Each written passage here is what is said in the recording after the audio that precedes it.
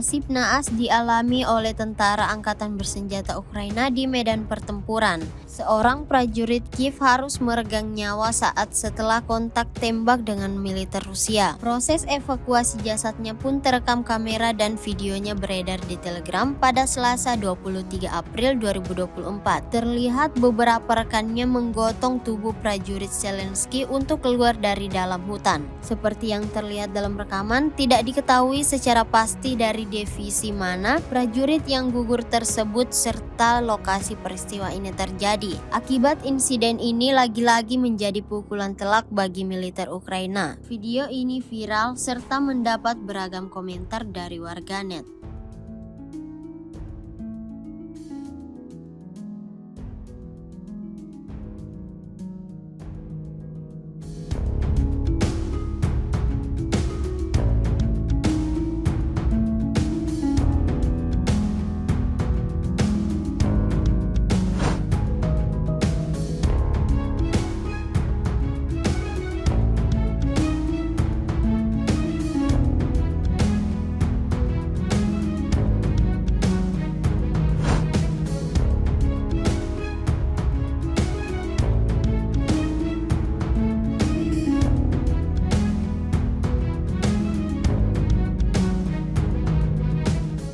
Download Tribun X sekarang, menghadirkan lokal menjadi Indonesia.